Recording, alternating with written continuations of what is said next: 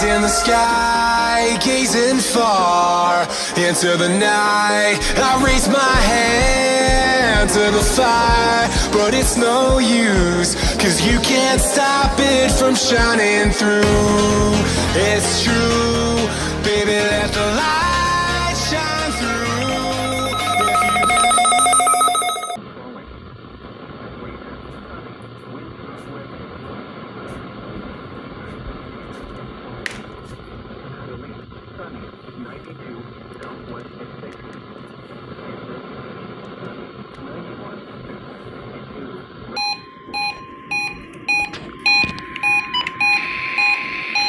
Recon got it. It's okay, the signal's not the best. During potentially dangerous weather situations, specially built receivers can be automatically activated. It's okay. This is a really picky station. Of the signal and receiver's performance are normally conducted by the National Weather Service each Wednesday between 10 a.m. and between 6 and 8 p.m. If there is a threat of severe weather, Finally! reception of this broadcast and especially warned alarm tone will vary at any given location.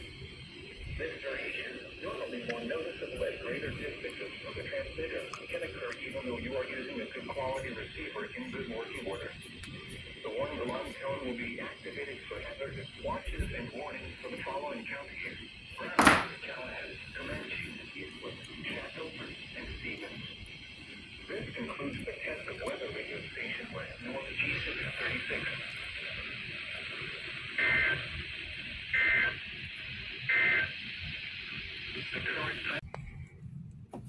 6-hour event?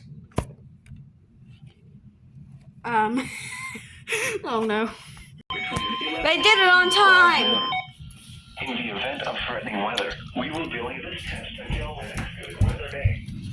Our 8 weather transmitters. My ear 50 didn't go off. I forgot to turn it on. San Angelo, San Saba, and Azona serve a west central Texas Dude. listening area. Cool. The areas these transmitters serve, our broadcast equipment will activate alarm tones in specific area encoder tones for weather watches and warnings, plus some non-weather related emergency messages. I didn't hear my Our weather radio broadcasts for the west 400 go off, but that was because it was off.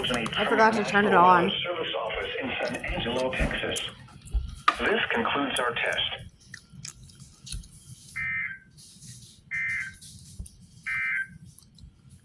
Here is the athlete area.